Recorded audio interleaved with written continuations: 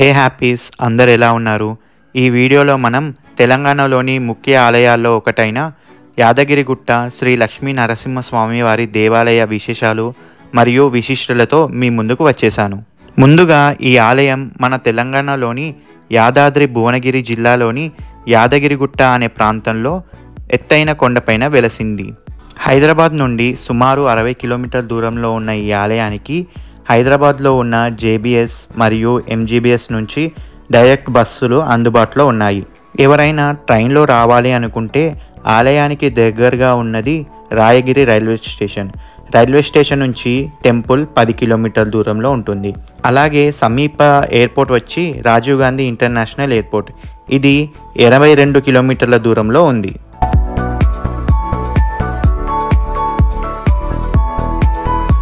ముందుగా ఆలయ స్థల పురాణం గురించి తెలుసుకునే ముందు నరసింహ అవతారం గురించి చిన్నగా బ్రీఫ్ ఇస్తాను, వినండి. ఒకనాడు వైకుంఠంలో ఉన్న మహావిష్ణువు దర్శనం కోసం సనత్ కుమారులు రాగా వైకుంఠ ద్వారపాలకులైన జయ విజయులు వారిని అడ్డుకొని ఇది తగు సమయం కాదని వారిని అడ్డగించారు. అందుకు ఆ మునులు కోపించి విష్ణులోకానికి దూరమవుతారని శపించారు.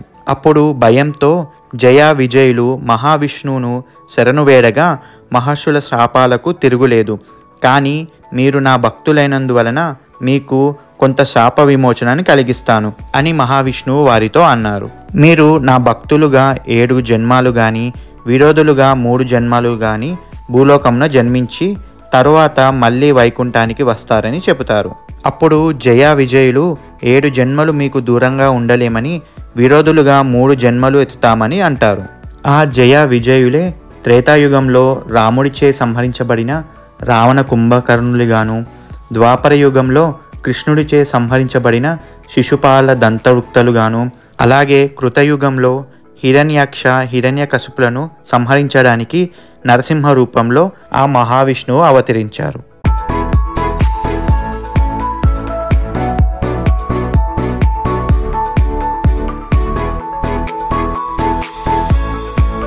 అదిగోండి కనిపిస్తుంది కదా, అదే యాదగిరిగుట్ట శ్రీ లక్ష్మీ నరసింహస్వామి వారి దేవాలయం. ఇదే టెంపుల్ పార్కింగ్ ఏరియా. మీరు కనుక ఓన్ వెహికల్లో వస్తే మీ వెహికల్ని ఇక్కడే పార్క్ చేసుకోవచ్చు. కార్కి 50 రూపీస్, అలాగే బైక్కి 20 రూపీస్ ఛార్జ్ చేస్తారు. లేదు మేము కార్ కొండపైన పార్క్ చేస్తామంటే ఆప్షన్ కూడా ఉంది. బట్ పార్కింగ్ ఫీజు వచ్చి 500 అండ్ ఎవ్రీ 1 అవర్కి 100 రూపీస్ ఎక్స్ట్రాగా ఛార్జ్ చేస్తారు. మీరు కనుక ఇక్కడే మీ వెహికల్ని పార్క్ చేసుకోవాలనుకుంటే కొండపై వరకు ఫ్రీ బస్సెస్ ఉంటాయి, ఆర్ ఆటోలో అయినా కొండపై వరకు వెళ్ళొచ్చు. ఫ్యామిలీకి 100 రూపీస్ ఛార్జ్ చేస్తారు.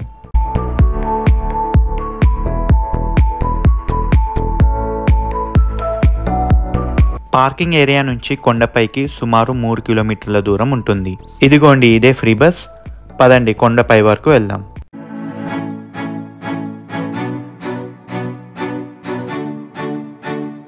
ఇప్పుడు ఆలయ స్థల పురాణం గురించి తెలుసుకుందాం. కృతయుగంలో తన తండ్రి అయిన హిరణ్యకశిపుడి బారి నుండి శరణు వేడిన ప్రహ్లాదుడిని రక్షించడానికి స్తంభాన్ని చీల్చుకొని వచ్చిన శ్రీమన్నారాయణుడు కలియుగంలో మరో భక్తుడి కోరిక మేరకు యాదగిరి గుట్టపై స్వయంభూగా వెలిసి పంచనారసింహ రూపాల్లో తన భక్తులకు దర్శనమిస్తున్నారు స్వామి. పంచనారసింహ ఆలయంగా ప్రఖ్యాతగాంచిన యాదాద్రి గురించి పురాణ గాథల్లో ఎన్నో ప్రచారంలో ఉన్నాయి. రామాయణ మహాకావ్యానుసారం మహాజ్ఞాని అయిన విభాండకుడి కుమారుడు ఋష్యశృంగుడు. ఋష్యశృంగుడి భార్య శాంతాదేవి. వీరికి ఒక కుమారుడు ఉన్నారు. ఆయన పేరు యాదక్షి. ఇతడు బాల్యం నుండే పరమ హరిభక్తుడు. దశావతారాల్లో 4వ అవతారమైన నారసింహ అవతారంలో శ్రీవారి దర్శన భాగ్యం పొందాలనే బలమైన కోరికతో దట్టమైన అడవుల్లో సంచరిస్తూ ఆటవిక జాతివారి చేతికి చిక్కుతాడు. వారు తమ ఆచారంలో భాగంగా యాదర్శిని తమ కులదేవతకు బలివ్వడానికి సిద్ధమవుతారు. అదే సమయానికి ఆంజనేయుడు ప్రత్యక్షమై ఆటవికుల బారి నుండి యాదక్షిని రక్షించి దగ్గరలో గల కీంకారణ్యంలో సింహాకార గుట్టలున్నాయని, అక్కడ తపస్సు చేస్తే శ్రీహరి సాక్షాత్కారం లభిస్తుందని సూచన చేస్తారు. అప్పటి నుండి అనేక సంవత్సరాలు యాదక్షి తపస్సు చేయగా చివరికి అతనికి తపస్సు మెచ్చి స్వామి నరసింహ రూపంలో దర్శన భాగ్యం కల్పించారట. కానీ ఆ ఉగ్ర నారసింహ రూపంలో సాక్షాత్కరించిన స్వామిని చూడలేక యాదక్షి కళ్ళు మూసుకుంటాడట. అంతటి ఉగ్ర రూపాన్ని తాను చూడలేకపోతున్నానని శాంత స్వరూపంలో దర్శన భాగ్యం కల్పించమని యాదక్షి స్వామిని వేడుకోగా అతడి కోరిక మేరకు శాంతి స్వరూపంలో శ్రీ లక్ష్మీ సమేత నారసింహుడు మరలా ప్రత్యక్షమై యాదక్షిని అనుగ్రహించాడట. ఎక్కడైతే స్వామి కటాక్షం తనకు లభించిందో అదే గృహలో సామాన్య భక్తులు కూడా దర్శన భాగ్యం కలిగించాలని వేడుకుంటాడు యాదక్షి. అప్పటి నుంచి ఈ క్షేత్రం యాదర్శి పేరున యాదగిరి గుట్టగా యాదాద్రిగా ప్రసిద్ధి చెందింది.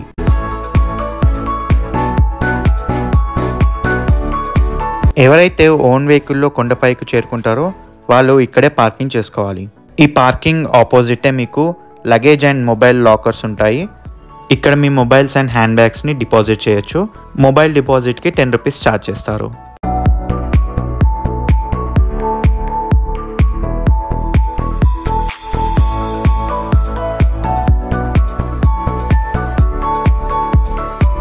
ఈ లాకర్ పక్కనే మీకు విఐపి బ్రేక్ దర్శనం టికెట్స్ కూడా అమ్ముతారు. పర్ పర్సన్ వచ్చేసి 150 రూపీస్ ఛార్జ్ చేస్తారు. ఇదే ఫ్రీ దర్శనం యొక్క ఎంట్రన్స్. ఇక్కడ నుండి లోపలికి వెళ్తే waiting compartment halls and queue complex ఉంటుంది. పదండి మనం కూడా దర్శనానికి వెళ్దాం.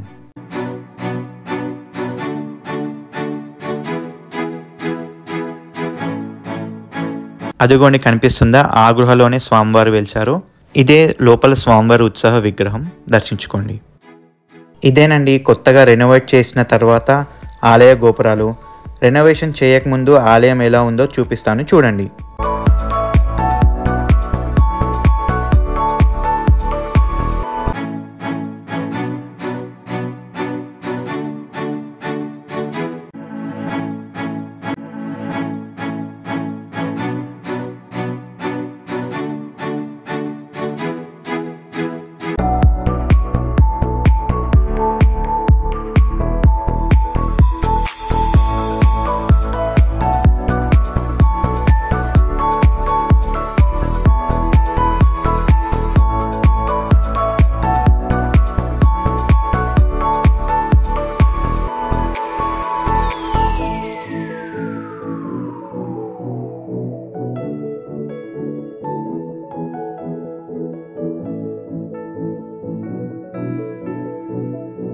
ఇప్పుడు మీరు చూస్తున్న ఈ ఆలయం పునర్నిర్మాణ పనులు 2016లో ఆనాటి ముఖ్యమంత్రి అయిన కేసీఆర్ చే ప్రారంభింపబడింది.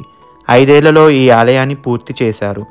ఈ ఆలయం నిర్మాణానికి దాదాపు 1200 కోట్ల రూపాయలు ఖర్చు రాగా ఆంధ్రప్రదేశ్లోని ప్రకాశం జిల్లా గుడిజేపల్లి నుంచి తీసుకువచ్చిన ప్రత్యేకమైన కృష్ణశిలచే ఈ ఆలయాన్ని పూర్తి చేశారు.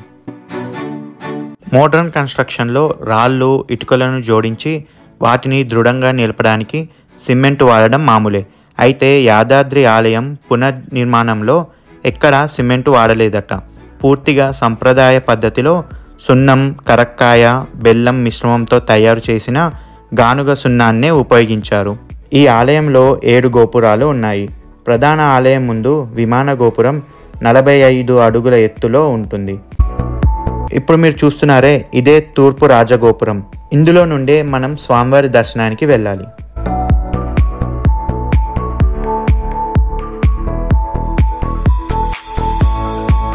దర్శనం చేసుకొని వచ్చి కొంత సమయం ఈ గోపురాలని చూసుకొని ప్రసాదం కోసం వెళ్దాం, పదండి.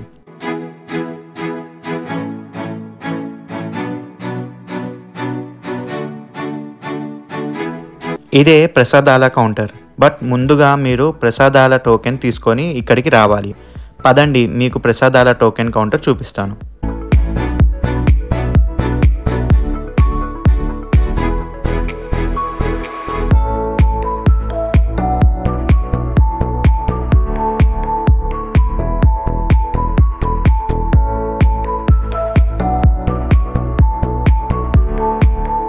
అదిగోండి అదే ప్రసాదాల కౌంటర్. అక్కడ టికెట్స్ తీసుకొని మీకు ఇందాక చూపించిన దగ్గరికి వెళ్తే మీకు ప్రసాదాలు ఇస్తారు.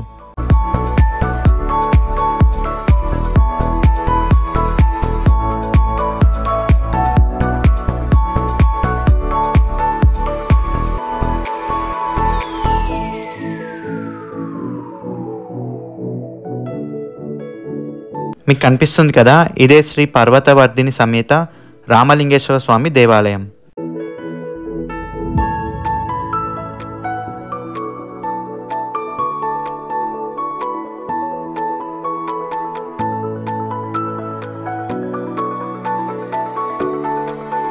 శివాలయం ఎదురుగానే మీకు ఒక పుష్కరిణి కనిపిస్తుంది, అదే విష్ణు పుష్కరిణి.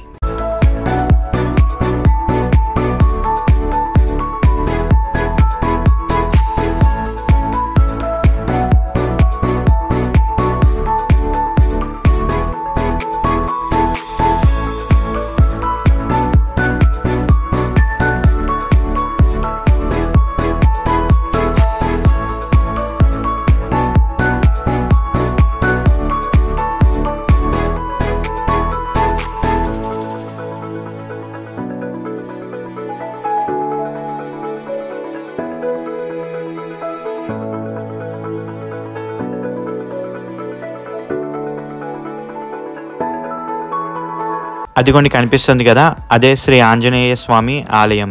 యాదక్షిని రక్షించిన ఆ ఆంజనేయ స్వామి వారే ఈ క్షేత్రానికి క్షేత్రపాలకుడు. ఈ లోకాన్ని కాపాడడానికి మహావిష్ణువు అవతరించిన దశావతారాల్లో 4వ అవతారమే నారసింహ అవతారం. నారాయణుడికి తోడుగా ఆ నారాయణి కూడా ఉంటుంది కాబట్టి శ్రీపదాన్ని చేర్చి యాదగిరిగుట్ట శ్రీ నారసింహుడని ఈ అవతారమూర్తిని పూజిస్తారు. సో ఇదండి యాదగిరిగుట్ట శ్రీ లక్ష్మీ నరసింహస్వామి వారి ఆలయ విశేషాలు.